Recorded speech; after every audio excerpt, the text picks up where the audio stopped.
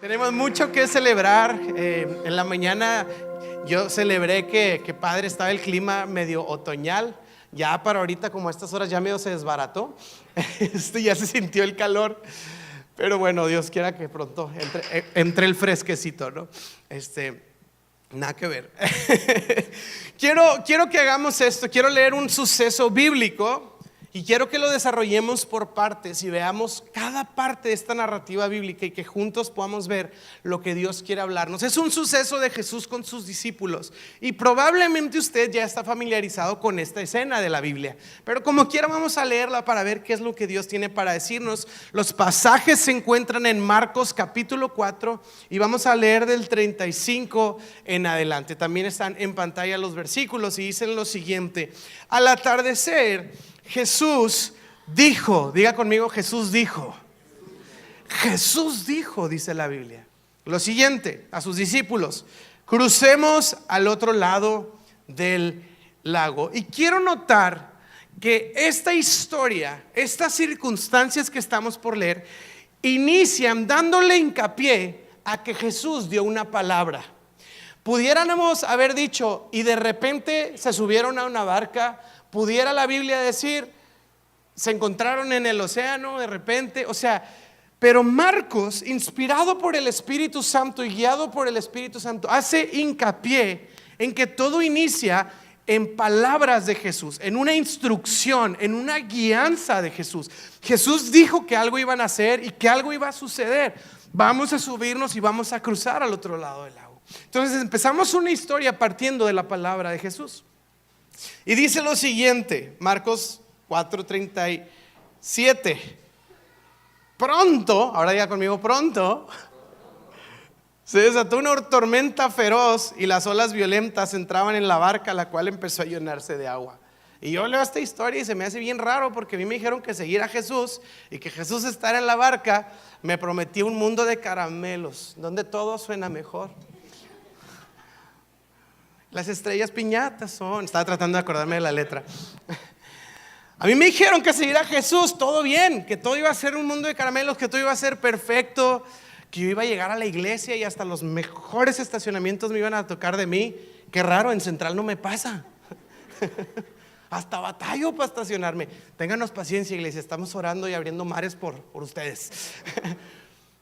Pero a mí me dijeron, y los discípulos se suben a la barca con Jesús, estoy con Jesús, y de repente pronto se desató, dice, una tormenta feroz y olas violentas que se estaban metiendo a la barca. Ahora es interesante, porque yo sé que todos conocemos a un exagerado, ¿no? Sí, por favor, no le dé un codazo, no lo exponga. Pero todos conocemos a un exagerado, ¿no? De que todo lo infla. No, hombre, y fuimos, y eran como 60,000 personas. No, eran 60 personas, no eran 60,000. ¿Verdad? Ese tío exagerado que en Navidad cuenta sus historias que parece de James Bond, ¿verdad?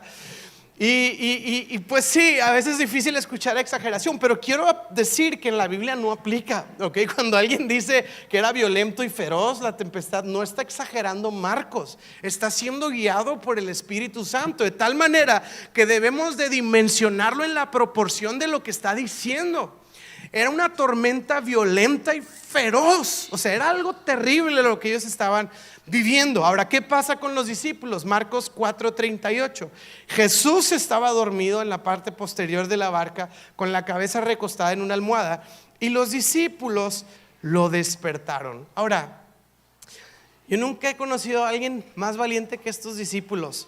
¿Cuántos saben que lo peor que puedes hacer es despertar a alguien de una siesta? No hay nada más riesgoso que despertar a alguien de una siesta, ¿sí?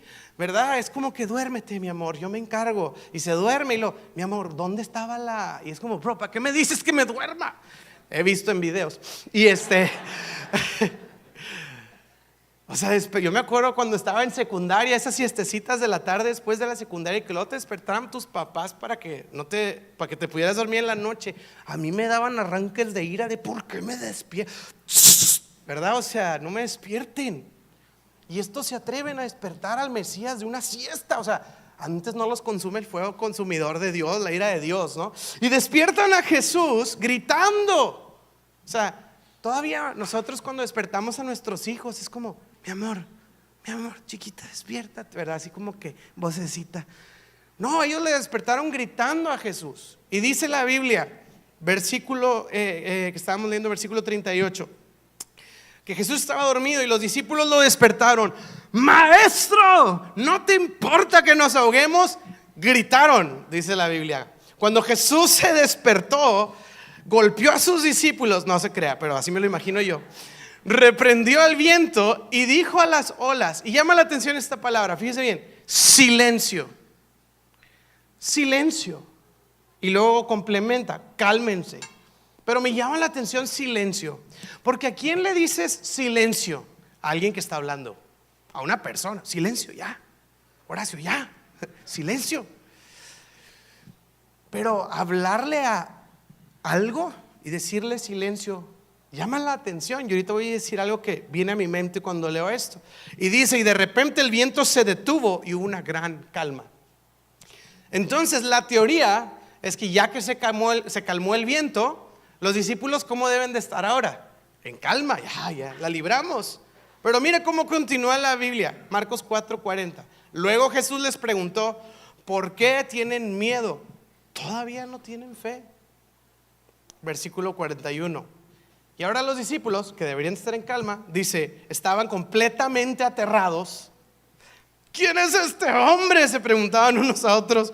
Hasta el viento y las olas le obedecen. Primero estaban asustados por la tormenta y luego estaban aterrados de Jesús.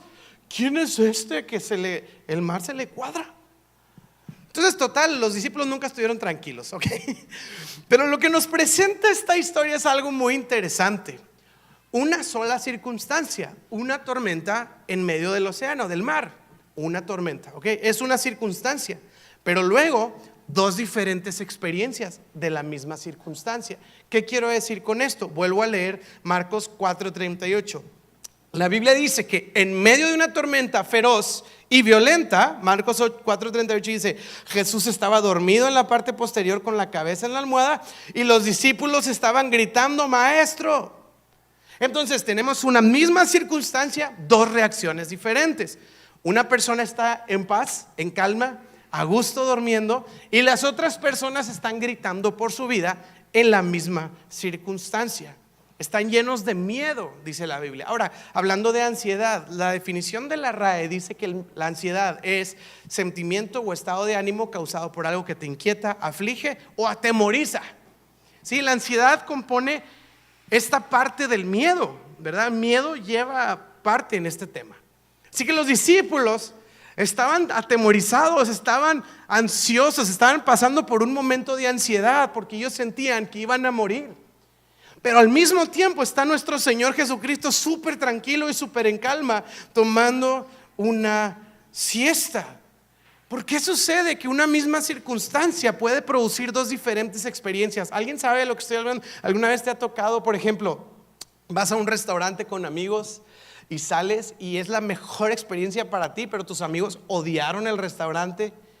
Y es el mismo restaurante, es la misma experiencia, es el mismo servicio, pero para uno fue lo mejor y para otro fue lo peor que le ha sucedido. Y ya quiero llegar a Google para ponerle una estrella, ¿verdad? O sea, odié la experiencia. O de repente hay un imprevisto apresurado y el tipo dice, no pasa nada, que lleguemos tarde. Y la otra persona se estresa mucho y digo, también lo he visto en videos. O por ejemplo, pasa algo, una llamada, una noticia, un evento, y una persona se angustia y el mundo se le viene en mil pedazos, pero la otra persona lo toma tranquilo, aún hasta se ríe, no pasa nada. ¿Qué hace la diferencia que una persona viva una experiencia y otra en la misma circunstancia? ¿Qué hace la diferencia? Ahora, pudiéramos decir nuestra personalidad, sí, por supuesto tiene que ver nuestra personalidad, pero aquí es donde entra el rol importante del tema de las convicciones. La verdad, la diferencia lo hacen nuestras convicciones. Sí, lo que pensamos. Ahora, ¿a qué me refiero con convicciones?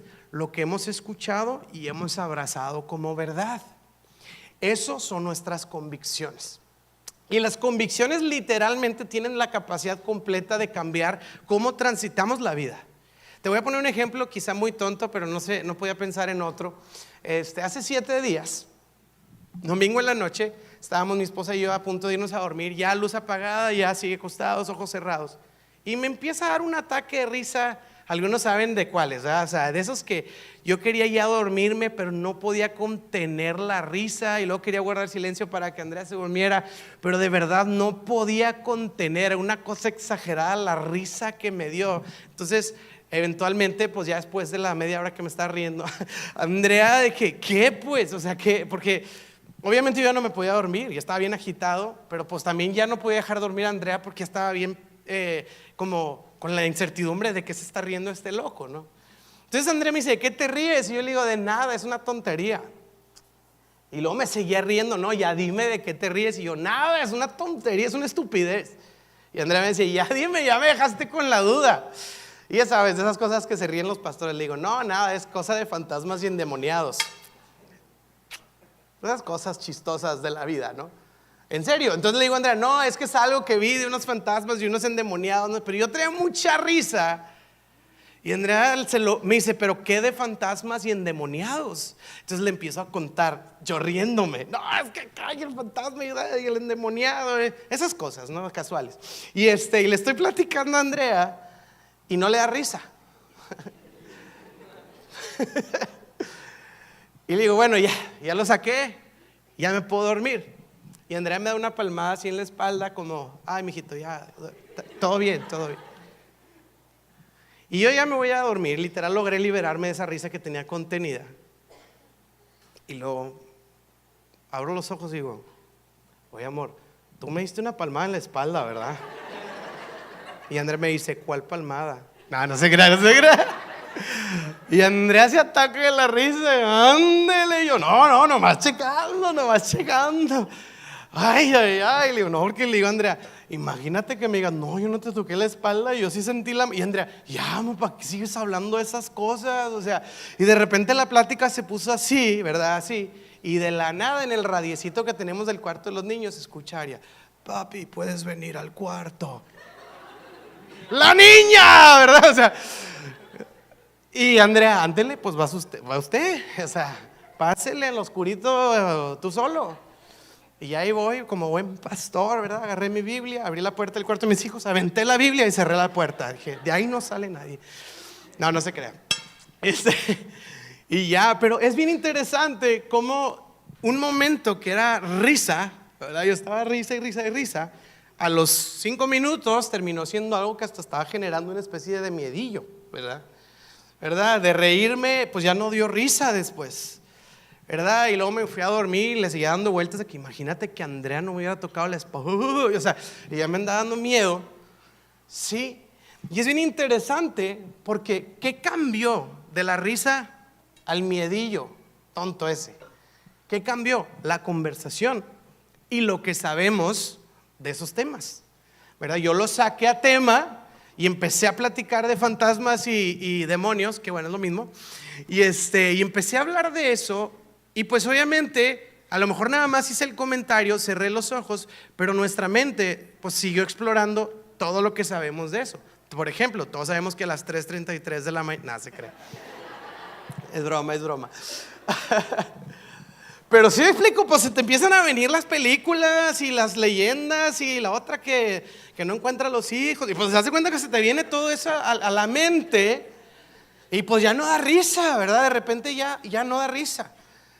Y piensa esto, si no hubiéramos hablado de fantasmas y demonios, pensar de que me iba a dormir y mi esposa me dio una palmada en la espalda, es como, oh, algo lindo. Y luego mi hija me habló en la noche y fui a ayudarla. Ah, qué buen padre, ¿verdad? Un padre protector, presente para su hija. Entonces, de ser algo lindo y algo de protección, se vuelve algo tenebroso. ¿Por qué? ¿Qué pasó en medio? La conversación, lo que hablamos.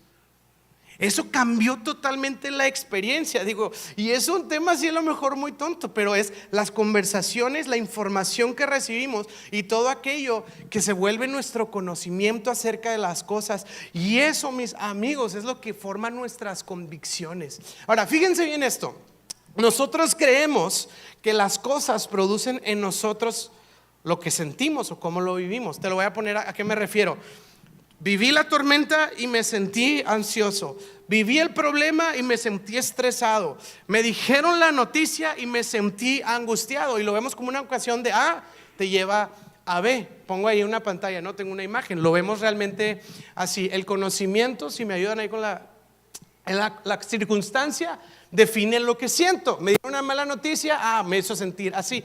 Y en nuestra mente es una ecuación lineal de A igual a B. Pero yo lo que quiero que el día de hoy podamos considerar es que no necesariamente es así. Es que eso me hace sentir así. En realidad no es el caso. Porque entonces, ¿por qué vivimos diferentes experiencias de una misma circunstancia? Más bien la dinámica se ve así. Mira, la circunstancia, lo que creo de la circunstancia hace lo que yo siento. Mi convicción de lo que estoy viviendo produce en mí las emociones que estoy sintiendo. Por eso pasa algo y yo pienso algo de esto que está pasando y determina mi resultado. Pero la otra persona piensa otra cosa de lo que está pasando y se siente de una manera diferente. Porque son nuestras convicciones las que rigen cómo reaccionamos y cómo vivimos la fe. Ahora, fíjate bien, pienso en esta situación de los discípulos. Los discípulos, muchos de ellos eran pescadores. ¿Qué quiere decir? Estaban muy familiarizados con el mar y ellos saben que a veces el mar puede ser fatal por las tormentas que se llevan a cabo en el mar. Seguramente esto no lo dice la Biblia. Varios de estos pescadores habían escuchado de historias de algunos que se fueron a pescar y ya no regresaron. Quizá tuvieron algún familiar que sufrió eso. Ellos saben lo peligroso que puede ser el mar. ¿Qué quiero decir con eso? Ellos ya tienen el conocimiento, ellos ya tienen la información en su mente, de tal manera que cuando están viendo la tormenta pueden proyectar el posible resultado de lo que están viviendo, de acuerdo a lo que han escuchado y de acuerdo a lo que han visto. Pero luego está bien interesante. Por un lado, por su conocimiento previo, ellos pueden sentirse así. Pero aparte, estos versículos nos dejan ver cuáles eran las convicciones de ellos. Fíjate en Marcos 4:38. Jesús estaba dormido en la parte posterior de la barca con la cabeza recostada en la almohada y los discípulos lo despertaron y dijeron su convicción: Maestro, ¿no te importa que nos ahoguemos? ¿Qué estaban creyendo los discípulos? Que a Jesús no le importa que se ahogaran. Ahora, pues no los culpo. Estás en medio de una tormenta y el único que te puede salvar, ¿tú piensas que le vales? Pues claro que estás frito. Es motivo de empanicarse. Alzo mis ojos a los montes, ¿de dónde vendrá mi socorro? Y el socorro dice: no, hombre, no me importas. No, pues ya, se acabó. Y ellos expresan que sentían que a Jesús no le importaba lo que ellos estaban viviendo. Ellos percibieron esa situación y sintieron indiferencia de parte de Jesús. La pregunta es: ¿Jesús realmente no le importaba lo que ellos estaban viviendo? ¿Jesús era indiferente a las situaciones que vivían con Jesús tal cual? Y el asunto es que no. Jesús no le valía. A Jesús no era indiferente. Y en un momento dado, los discípulos pudieron haber tomado una perspectiva distinta y hubieran vivido de diferente manera esa circunstancia. Te voy a poner un ejemplo ideal. Ahora, es el ideal, ¿verdad? Siempre pudiéramos decir todo lo que se pudo haber hecho mejor, pero pues es como que si fuéramos perfectos. Pero fíjate bien, alguna vez dijeron así a los que le dan un poquito miedo los aviones, ¿no? Empieza la turbulencia y te pones nervioso y te agarras del asiento porque obviamente eso va a hacer que no pase nada. Y decían: si te pones nervioso, voltea a ver a las azafatas y ellas son tu referencia. Entonces estás tú y que, ¿verdad? Y de repente ves a las azafatas y ellas con una maruchan así platicando como si nada. Pues no pasa nada, eso te va a dar paz. Digo, y que confías en Dios también. Peligro cuando veas a las azafatas nerviosas. Ahí sí, hay que orar. ¿Sí me explico? Y en un sentido, usando esa ilustración, los discípulos ven la tormenta y al voltear a ver a Jesús tranquilo, pudieran decir: si Jesús está tranquilo, no pasa nada. Pero no, Ellos lo interpretaron diferente. Le vale, ya sabes cómo es. Ni nos pela, ni nos le importa. Siempre lo mismo, ya sabes, ¿no? Así como que se exageraron ahí. Y ellos empezaron a ver esta perspectiva acerca de que Jesús estaba siendo indiferente. Claro que era motivo para llenarse de temor. Claro que era motivo para estar empanicados en ese momento. Y despiertan a Jesús, pero llama la atención esa frase: no te importa. ¿Será que a Dios no le importa? ¿Será que a Dios no le importamos? ¿Será que estamos en medio de una tormenta, de una tempestad, y nuestra angustia surge de que en medio de lo que estamos viendo quizá hay una ligera convicción en la que estoy sintiendo que a Dios no le importa lo que estoy viviendo, que a Dios le vale? Y es algo muy interesante, te voy a decir por qué. Porque Marcos fue muy sabio y guiado por Dios para iniciar esta historia diciendo que Jesús había dicho que cruzarían al otro lado. Te entiendo que Jesús le hubiera dicho: discípulos, subámonos en la barca y a ver qué pasa. Ok, ponte nervioso. O que Jesús le hubiera dicho: discípulos, súbase en la barca, crucen los dedos y ojalá no nos pase nada, a ver qué sucede. Ok, ponte nervioso. O que Jesús te suba en la barca y que diga: a ver si salimos de esta, a ver si la hacemos para el otro lado. Sí, si Jesús me lo dice así, yo sí me pongo súper nervioso. Pero Jesús no les dijo que la suerte y el destino de ellos estaba por verse. Jesús inició diciendo: súbanse a la barca y crucemos al otro lado. El asunto aquí es que esta historia inicia con una palabra de Jesús, pero ellos están angustiados porque están escuchando algo más por encima de la palabra de Jesús, que es el sonido de la tormenta. La tormenta estaba hablando más fuerte a su corazón que la voz de Jesús. El sonido de las olas y los truenos estaban apagando el sonido de la voz de Cristo Jesús en sus corazones. Por eso Jesús dice silencio a la tormenta que está hablando a los corazones de estos discípulos. Es muy interesante que si tú lees Marcos 3 y Marcos 2 capítulos anteriores, ¿sabes qué les acaba de enseñar Jesús antes de eso? Está increíble. La parábola del sembrador. ¿Y sabes qué dice la palabra del sembrador? Que hay una semilla, que es la palabra de Dios, que cae y luego vienen las preocupaciones de la vida y ahogan la semilla.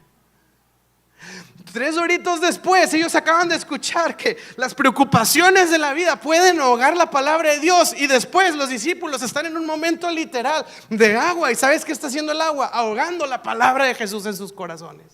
¿Y sabes qué les habló Jesús antes, después de esa parábola, antes de esto? De fe. No dejen que el agua apague la palabra de Dios y ten fe. ¿Y sabes qué estaba pasando? Todo lo contrario. Los discípulos ahogando la palabra de Dios con el agua y sin fe. Y eso es algo como que puede desanimar un poco, porque yo muchas veces me veo como los discípulos. Siempre les echamos mucho a ellos, pero la verdad es más, yo pienso: ¿qué sería si yo fuera un discípulo? Y luego hasta me quedé pensando y dije: igual y ni me hubieran invitado a ser discípulo a mí. Desde el principio le hubiera caído mal al Señor de seguro. Walo, sígueme, dice mi discípulo. Pero como, ¿cuándo vamos? O sea, ¿cuál es el plan? Rápido, Señor. No, hombre, si quieres ahí quédate. Eres muy desesperado.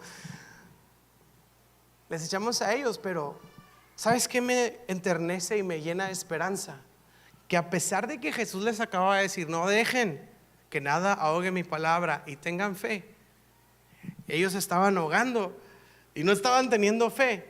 Con todo aquello, Jesús calmó la tempestad y los cruzó al otro lado. ¿Sabes por qué? Porque si Jesús dice que vas a ir al otro lado, vas a ir al otro lado, porque Él dijo, y su palabra es firme y es sólida, y no hay tormenta que pueda detener esa barca si Jesús le está dirigiendo.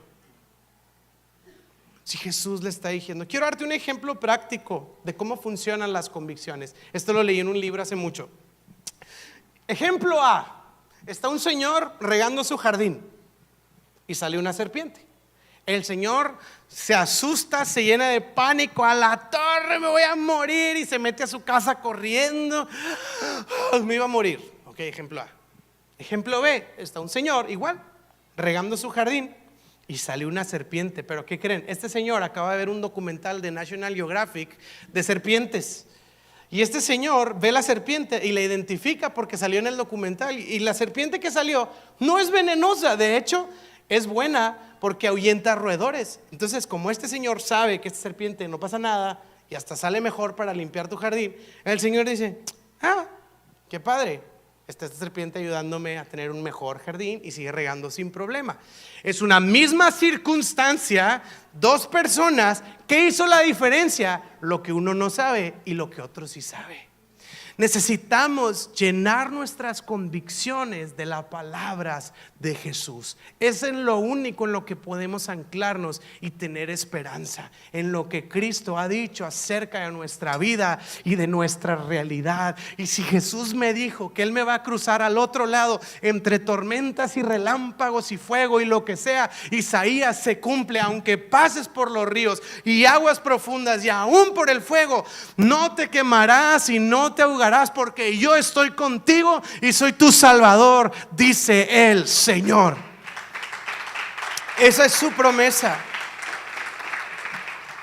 Y es por esto que en la Biblia vamos a ver gente que vivía diferentes cosas gracias a las convicciones que ellos tenían en Cristo Jesús. Pablo, por ejemplo, y me voy a ir dirigiendo como a la parte final de este mensaje. Pablo dice en Filipenses 4:6, escucha a Pablo: no se preocupen por nada. Y yo digo, ¿estará Pablo en la playa en un all inclusive? Una piña colada en la mano. Sí, porque cuando alguien: no, hombre, no te preocupes. Gracias, Pablo. Y estaba bien preocupado, pero ya no me preocupo porque ya me dijiste que no me preocupe. Y alguien pudiera decir: Pablo, qué fácil, ¿no? No te preocupes. Pues sí, es bien fácil decirlo. Si supieras la tormenta que estoy enfrentando, Pablo, serías más empático. Pero la carta de Filipenses no se escribe desde un resort. Pablo estaba en la cárcel con una sentencia de muerte. Ahora, una cosa es estar al acecho de la naturaleza, como la tormenta de los discípulos, pero otra cosa es estar en mano de las autoridades de los días de Pablo. Esos sí eran malvados y violentos. Ahora, ya habían asesinado gente por su fe, sí, ya había habido mártires de la iglesia, y ahora Pablo está arrestado en la misma circunstancia. Y Pablo tiene barrotes y una sentencia de muerte sobre su cabeza. Y desde ese lugar real, donde ya está el momento, Pablo puede decir a la iglesia: hey, no se preocupen por nada. ¿Cómo, Pablo? ¿Cómo tú me dices que no me preocupe? ¿Tú no estás preocupado, Pablo? Pablo dice: en cambio, oren por todo. Díganle a Dios lo que necesitan. Escucha esto: y denle gracias por todo lo que Él ha hecho. O sea, cuando escuchas a alguien diciéndote: no te preocupes, hay que ser agradecidos, tú dices: este tipo no ha vivido, ¿verdad? O sea, es como que no le ha pasado nada. Y Pablo está en la peor circunstancia y está en medio de ella. Y Pablo está diciendo: no se preocupen, oren y denle gracias a Dios por todo lo que ha hecho. ¿Cómo puedes decir eso, Pablo? ¿No ves tus circunstancias? Sí, sí veo mis circunstancias, iglesia, pero escucha esto: la fe nunca ignora las circunstancias, pero siempre cree una verdad por encima de nuestras circunstancias. Y Pablo puede ver barrotes y una sentencia sobre su cabeza, pero puede ver un Señor que sigue sentado en un trono alto y sublime, que sigue reinando y gobernando, y que Él tiene nuestra barca, no los romanos, no el gobierno, no las Cristo tiene nuestra barca. Y luego dice Pablo: así experimentarán la paz de Dios que supera todo lo que podemos entender. La paz de Dios cuidará su corazón y su mente mientras vivan en Cristo Jesús. Pablo está diciendo: la paz que yo experimento sobrepasa lo que se puede entender en esta circunstancia, porque mis convicciones son distintas. Creen que me están terminando y solo están a punto de iniciarme en lo que ha anhelado mi alma toda mi vida: estar delante de mi Señor y mi Salvador, por quien yo vivo. Sus convicciones eran distintas.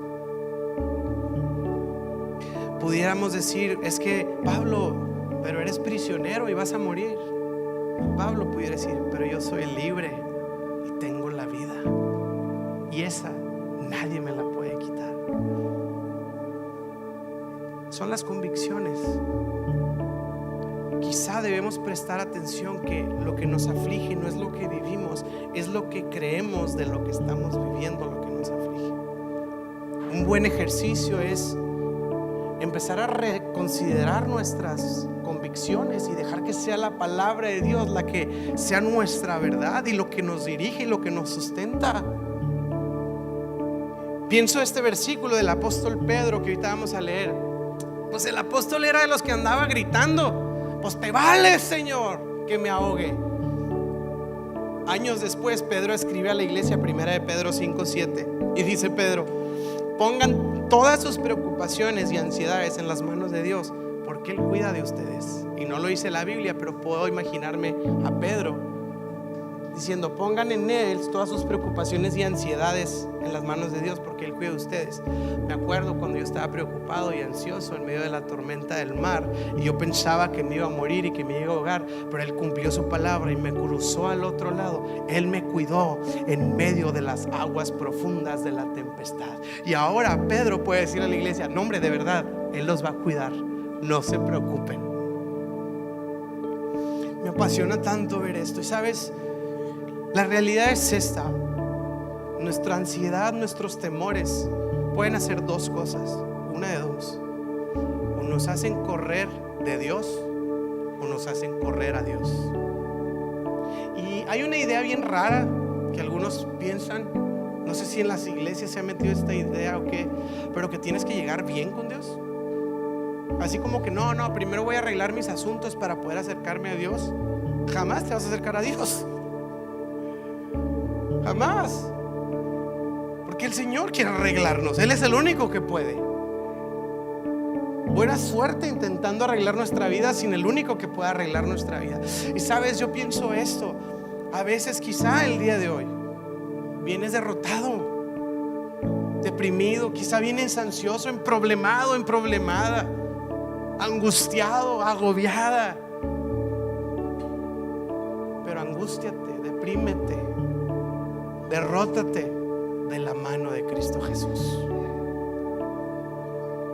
Iglesia, esta es nuestra promesa. Vamos a llegar al otro lado, quizá de cabeza, pero lo que Cristo dijo es que íbamos a llegar, y si Él lo dijo, Él lo va a cumplir. Quizá voy a llegar deprimido, triste, preocupado, pero vamos a llegar, iglesia. Y esa es nuestra promesa que tenemos en Cristo Jesús. Yo quiero invitarte a acercarte a Él, a reconocer que puedes acercarte a Él tal como estás. No hay un requisito de venir listo. En Él estamos listos después. Pero ve a Dios, acércate a Cristo Jesús y deja que Él dirija tu barca, deja que Él te conduzca. Pasa algo muy interesante y quiero ir terminando con esto, y si me acompañas sobre tus pies para terminar orando. Esto me parece muy interesante. ¿Se acuerdan cómo termina esta historia? Los discípulos tenían miedo de las olas, pero luego la Biblia dice que terminan aterrados de la persona que domó las olas. Y es bien interesante porque este versículo termina diciendo: ¿quién es este que hasta las olas y los vientos le obedecen? O sea, ¿quién es Él? Y están aterrados. ¿Y sabes qué pasa? Si sigues leyendo la Biblia, dice que llegan a Genezaret, se bajan de la barca y llegan dos endemoniados, hablando de demonios. Llegan dos endemoniados, le dicen el endemoniado gadareno porque eran de la comunidad de los gerasenos, Genezaret. Y llegan los demonios con Jesús. ¿Qué acaban de preguntar los discípulos? ¿Quién es este? ¿Verdad? ¿Quién es este? Y llegan los demonios. Ahora, ¿cuántos demonios son? Pues miles o cientos, no sé, pero no un montón. O sea, sí, están bien endemoniados. Y llegan estos endemoniados, o sea, el infierno completo, ¿Y los discípulos qué preguntaron? ¿Quién es este? ¿Sabes qué hacen los demonios? Oh, ¿qué quieres con nosotros? Jesús, hijo de David, ¿vienes a atormentarnos? Ándale, cuando los endemoniados disipulan a los discípulos. ¿Sabes? Porque los discípulos no tenían idea de quién estaba en su barca. Y cuando los demonios lo ven, en la legión de los demonios dicen: a la torre, disculpe la expresión, pero ya llegó Jesús, ya llegó el jefe, ya llegó el terror del infierno, ya llegó la tormenta de los mares, el que atormenta la tormenta, el que atormenta el fuego del infierno, ya se paró aquí de nosotros. ¿Vienes a atormentarnos?, le preguntan los demonios. Y le dicen: ten misericordia de nosotros y déjanos ir a los cerdos. Y Jesús dice: váyanse a los cerdos, pues. Los discípulos, ese es el problema. No siempre sabemos quién está en nuestra barca. Nos falta dimensionar quién está en nuestra barca. Y el día en que sepamos quién está conmigo, no va a haber tormenta, no va a haber infierno que pueda hacernos sentir angustiados, porque mayor es el que está en nosotros que el que está en el mundo. Hay una escena de la película de Narnia en donde está la chiquitita Lucy. Ya son 4 hermanos y Lucy saca una navaja. Les digo que pues era como de barrio ella. Los otros eran más finolis, los otros hermanos, pero Lucy saca la navaja y viene un ejército enemigo en contra de Lucy, la niña. Y Lucy saca la navaja y los empieza a amenazar: órale, lo que quieran quiero. Ya se la saben. Y ves tú en la película que viene este ejército que la va a aplastar. Y el ejército se empieza a asustar. Y la cámara gira y está Aslan detrás de la niña. No le tenían miedo a su navajita, le tenían miedo al león que estaba con ella. Iglesia, quiero recordarte: el león de la tribu de Judá, el Rey de reyes, Señor de señores, el Mesías, Jesús, el Hijo de Dios, a quien toda rodilla se dobla y se postra, aquel que aún los vientos y los mares le obedecen, está contigo. Y si Él contigo, ¿quién contra ti?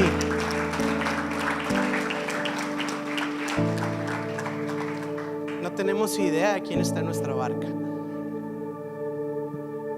pero es más grande que tus problemas, es más grande que tu tristeza, es más grande que tus padecimientos, es más grande que esa mala noticia, es más grande que tu depresión, es más grande que tu problema de salud. Él es Dios. Y traes un león en tu barca. Y si tan solo lo conociéramos y supiéramos. Termino con este salmo y dice lo siguiente: Salmo 51, 17. El sacrificio que sí deseas, Dios, es un espíritu quebrantado. Tú no rechazarás un corazón arrepentido y quebrantado, oh Dios. ¿Qué está diciendo este salmista?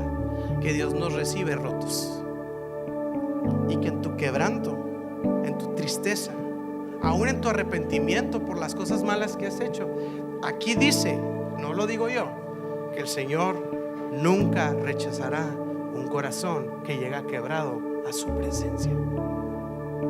Así que acércate a Él, ansiosos pero con Dios, tristes pero con Dios, derrotados pero con Dios, emproblemados pero con Dios. Y de su mano, iglesia, te tengo esta buena noticia: cruzaremos el río, cruzaremos el lago, cruzaremos a esa promesa que Él nos ha dado, que un día le veremos y estaremos delante de Él cara a cara, disfrutando de una relación eterna llena de adoración y plenitud. Esa es nuestra fe, esa es nuestra promesa, y esa es la buena noticia del día de hoy. Así que, iglesia, ¿por qué no cierras tus ojos? Y quiero invitarte a pedirle al Señor que silencie la voz de esas olas que inundaron el corazón de los discípulos y ahogaron esa semilla. Padre, te pido en el nombre de Jesús que con tu rugido, Señor, con tu potente voz, silencies el ruido de las olas, los relámpagos, los truenos y las tempestades que nos acechan. Ayúdanos a que las preocupaciones de hoy y los afanes de la vida no ahoguen tu palabra. Más bien, que esa agua que estaba destinada para ahogar sirva para regar y hacer florecer la semilla de tu palabra. Pido, Señor, que podamos ser conscientes, y ruego a tu Espíritu Santo que nos ayude, Señor, a dimensionar quién es este hombre que aún los vientos y los mares le obedecen. Saber que tú estás con nosotros, y que si tú con nosotros, ¿quién contra nosotros, Señor? Ayúdanos a levantar nuestra fe y a levantar nuestra mirada y reconocer que tú eres nuestro Dios, Señor, que tú estás con nosotros y que de tu mano, Señor, seremos guiados a donde tú quieras llevarnos, Señor. Seguros en ti. Venga lo que venga, acontezca lo que acontezca, Señor. Como dice en tu palabra, cuando pases por aguas profundas, yo estaré contigo. Cuando pases por ríos de dificultad, no te ahogarás. Cuando pases por el fuego de opresión, no te quemarás. Las llamas no te consumirán, pues yo soy el Señor, tu Dios, el Santo de Israel y tu Salvador. Gracias te damos. Ayúdanos. Y que podamos formar nuevas convicciones en ti por medio de tu palabra. Te lo pido en el glorioso nombre, ese nombre al que el infierno se postra, reconociendo la superioridad, la grandeza y la autoridad. Ese nombre que la creación adora y alaba día con día. Ese nombre al que los ángeles sirven, reconociendo su poderío y majestad. Y ese nombre por el cual nos has dado vida eterna y salvación. Al nombre de Jesús damos toda la gloria, la honra por los siglos de los siglos. Amén y amén. ¿Le puedes dar un aplauso de alabanza a Jesús?